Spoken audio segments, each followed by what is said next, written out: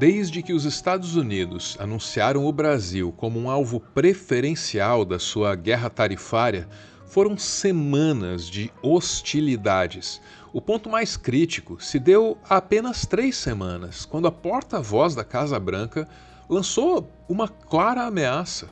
Ao ser questionada sobre o nosso Brasil, ela disse que os Estados Unidos não pensariam 2 vezes antes de usar a força contra nós. The president is unafraid to use the economic might, the military might of the United States of America to protect free speech around the world. Isso foi no dia 9 de setembro. Pouco depois, no dia 23, Trump e Lula tiveram um breve encontro na Assembleia Geral da ONU.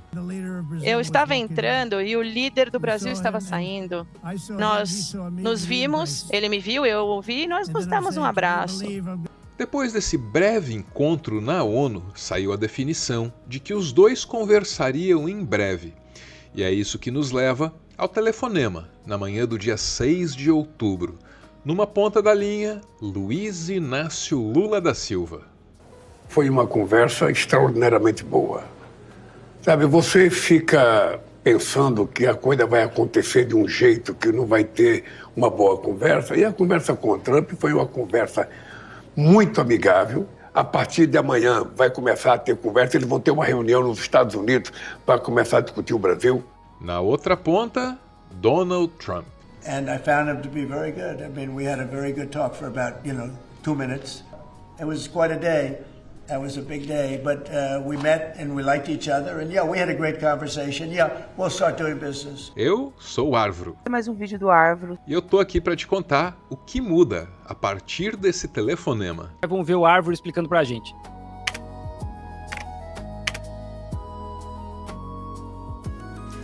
Durante todo o período em que o Brasil foi hostilizado pelos Estados Unidos, vendeu-se a ideia de uma diplomacia paralela.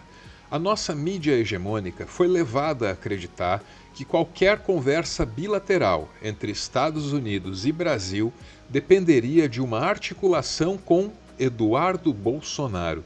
Talvez isso tenha chegado perto de ser verdade, talvez isso tenha sido verdade por um tempo, mas agora tanto faz. Tanto faz, porque depois da ligação, seguramente não é mais assim não. E como Eduardo Bolsonaro reage à aproximação entre Trump e Lula? Bom, Eduardo preferiu comentar o único aspecto da conversa que pareceu benéfico para ele. Trata-se da definição do secretário de Estado Marco Rubio, uma das vozes mais críticas ao Brasil nos Estados Unidos, como o interlocutor responsável por negociar com a equipe apontada por Lula.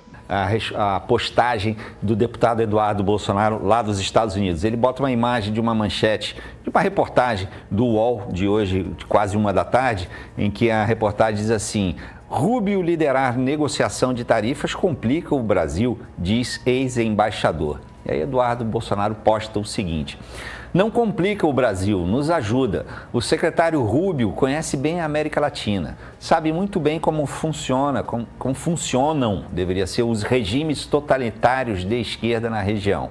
Sabe como o judiciário foi instrumentalizado como ferramenta de perseguição política. Ele não cairá nesse papo furado do regime, de independência de um judiciário aparelhado. A escolha do presidente Donald Trump só complica o regime de exceção.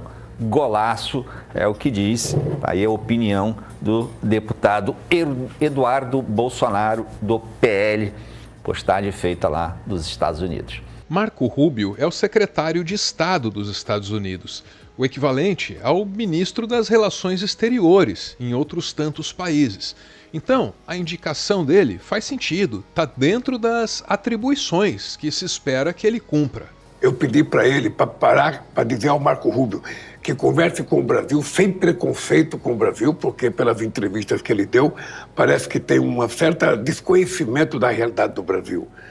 Ele disse que vai dar tudo certo, que vai ter uma conversa. O que é mais importante, sabe o que aconteceu? É que ao terminar a conversa, ele me deu o telefone pessoal dele.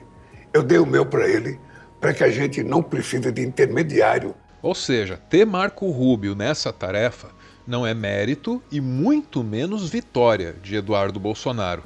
Não por acaso, Eduardo ignora o fato de que agora Lula e Trump podem conversar diretamente e sobre qualquer coisa. Qualquer coisa menos as decisões da justiça brasileira sobre a tentativa de golpe de Estado, porque não é do interesse do Brasil. E se a gente tivesse esse assunto em pauta em conversas bilaterais, não seria apenas humilhante, seria perigoso. O tarifaço está em vigor desde 6 de agosto, com uma lista de 700 exceções.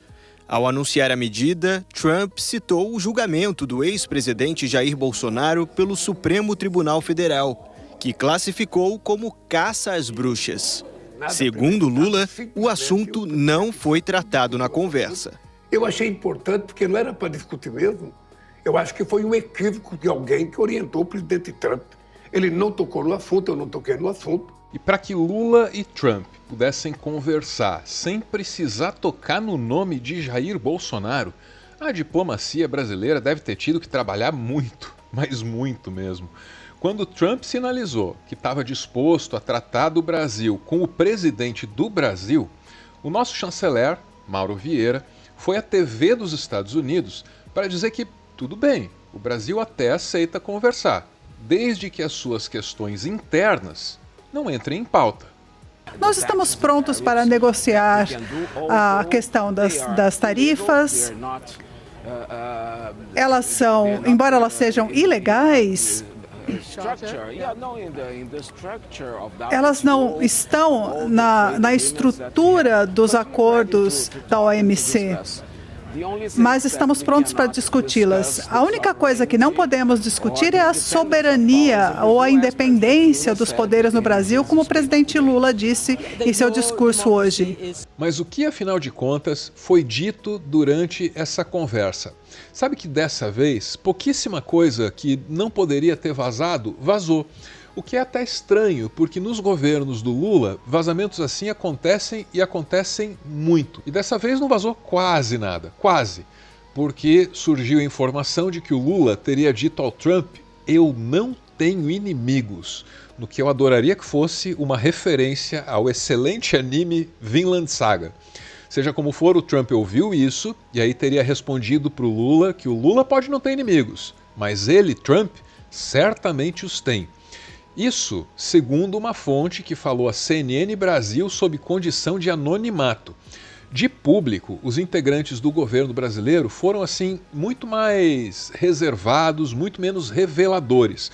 Do Geraldo Alckmin, por exemplo, a imprensa só conseguiu arrancar que houve uma breve conversa ali sobre os vistos dos ministros do STF. Você acredita que no curto prazo a gente pode ter uma redução das tarifas? Eu acho que foi uma reunião extremamente positiva e que acho que ela vai ter próximos passos importantes. Vamos aguardar. O senhor acredita que o Marco Rubio é um nome importante para essa negociação? O presidente Trump destacou que ele será o interlocutor pelo lado americano. Já tem uma previsão de reunião? Não, estava só, eu não sei, porque estava só o presidente Trump. Os senhores falaram de sanções também?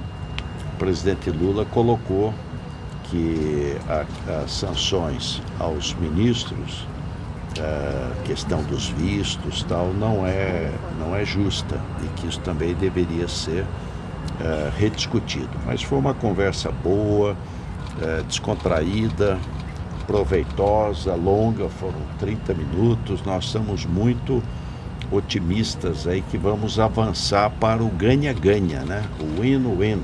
O Fernando Haddad, então, foi ainda mais evasivo. Vai sair uma nota daqui a pouquinho do Palácio sobre o tema, né, dando os detalhes que foram pactuados. Então, o presidente já recomendou a divulgação de uma nota. Então, vai ser eu não quero, nós combinamos de que a nota vai ser a expressão do... Dura quanto tempo? Do que eu queria. Eu estou te sendo honesto. Do ponto de vista econômico? Positivo, foi positivo. Mas a nota vai sair pelo Palácio, tá bom? Obrigada, ministro. E o que diz a nota oficial do governo brasileiro? Nos dediquemos aqui à superada e antiquada atividade da leitura. O presidente Lula aventou a possibilidade de um encontro na cúpula da ASEAN, na Malásia. Reiterou convite a Trump para participar da COP30 em Belém, no Pará, e também se dispôs a viajar aos Estados Unidos. Os dois presidentes trocaram telefones para estabelecer via direta de comunicação. Do lado brasileiro, a conversa foi acompanhada pelo vice-presidente Geraldo Alckmin, os ministros Mauro Vieira, Fernando Haddad, Sidônio Palmeira e o assessor especial Celso Amorim. E de fato, a essas alturas, sobram indícios de que no próximo capítulo dessa novela vai haver aquele tão aguardado encontro cara a cara. At some point I would, and he's going to come here. We talked about that. Mas é importante que a gente converse olho no olho para a gente mostrar o que está acontecendo. Brasil e Estados Unidos têm que ser exemplo ao mundo das duas maiores democracias ocidentais. A gente sabe que o mundo está de olho, portanto, eu acho que ele entendeu. Eu fiquei bastante surpreso com a cordialidade dele. Sabe? É importante você lembrar que hoje, pelo meu registro de nascimento, eu estou fazendo 80 anos de idade. Sabe? E ele vai fazer 80 anos dia 14 de junho. Então é o seguinte, são 2 anos de 80 anos, com muita responsabilidade, com muita experiência, a gente não pode errar. E de fato, nisso ele tem razão. Num mundo cada vez mais instável e perigoso, há pouquíssima margem para o erro.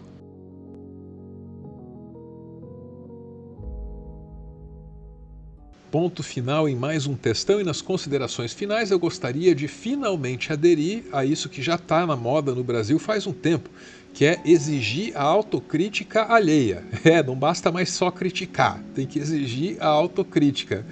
Eu acho que cabe um pouco da autocrítica aqui da mídia hegemônica, que em vários momentos fez coro para dizer que o Brasil deveria procurar os Estados Unidos imediatamente, agorinha. E a defesa aqui não é do PT nem do governo Lula. A defesa aqui é do Itamaraty e da tradição da diplomacia brasileira, que é forte e bonita, e se revelou muito sábia ao não expressar ansiedade ao buscar os Estados Unidos nos termos dos Estados Unidos. Ponto para o nosso Itamaraty. Falei demais? Bora ouvir então. É o PS. A gente está falando de duas pessoas muito sábias. Sejam por quais motivos forem, né? O Lula porque praticamente foi, né, lapidado e raposa velha mesmo, sabe o que está falando, é bem assessorado, querendo ou não, apesar dessa dificuldade interna da esquerda. E do Trump, né, que de bobo não tem nada, ele sabe que fase ele está passando e ele sabe que é melhor negociar enquanto há tempo, ou amargar o enorme prejuízo que seria uma parceria muito, mas muito ampla entre Rússia, China e Brasil. Não duvidem, é possível. Uma coisa que me incomoda muito das análises que eu vejo por aí, inclusive as de analistas que normalmente são muito bons e que trazem muitas informações, professores universitários, analistas de política internacional, é um cacoete de querer dizer que o Trump é um grande estrategista. Porque fica parecendo que ele não comete erros e que ele é muito inteligente. Então Trump não é imprevisível, ele é errático. Isso é muito diferente de ser imprevisível, né? Essa ideia de que o Trump é um agente imprevisível é a mesma ideia que quer ver no Trump um agente super racional e que não é bobo. Porque quando ele é irracional e bobo, e incompetente e, francamente, burro, aí as pessoas falam, está sendo imprevisível. Não tá, ele tá agindo como ele sempre agiu, ora. Então acho que é muito importante a gente ter a dimensão real das coisas, em vez de ficar dizendo que o Trump é muito esperto, que o Trump não é besta, que o Trump está agindo racionalmente. Não, ele não está. Ele está agindo como uma pessoa que tem deficiência mental, que é o que ele tem. No nosso dia a dia, quando queremos algo, vale a pena sermos pacíficos, empáticos, simpáticos e gentis. Afinal, Gentileza gera gentileza. Nós nos vimos, ele me viu, eu o vi e nós nos damos um abraço. A gente até poderia estar comemorando esse negócio, né? Nossa, legal, finalmente. Mas é aquela coisa, né? Cachorro mordido de cobra, né? Tem medo até de linguiça. É um jogo de xadrez.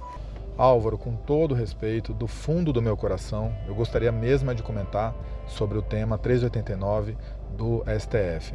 Ele está se referindo ao julgamento do chamado tema 1389, que está sob a relatoria do ministro Gilmar Mendes. Entendeu? Também com todo respeito ao Lula, mas eu estou me lixando para a conversa dele com o Trump. Lula que forjou a personalidade política dele no movimento sindical, hoje assiste passivo, omisso à precarização dos direitos dos trabalhadores. Esse julgamento promete mais do que um simples ajuste de jurisprudência. Ele pode redefinir a competência da Justiça do Trabalho para julgar fraudes contratuais e a definição de quem deve provar que houve fraude.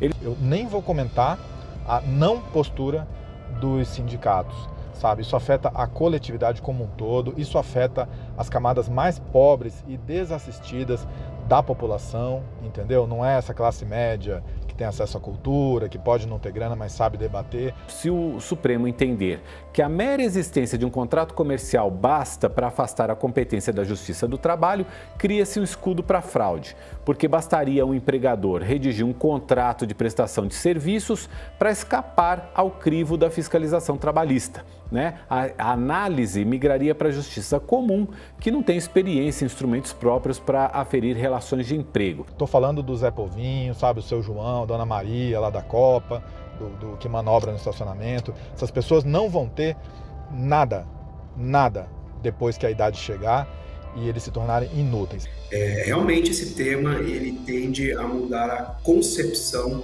do que nós temos hoje sobre relações de trabalho e mercado de trabalho. Meu comentário é esse, é mais um desabafo, é que quero que o Trump se exploda, eles se resolvem, entendeu? Não precisa a gente ficar dando palpite. E oremos. Depois do finalzinho, depois do finalzinho, o finalzinho, aqueles últimos segundos sempre criticados em função do diminutivo exagerado e do neologismo. Pois eu anuncio, continuarei inventando palavras. Falando nisso, se inscreva.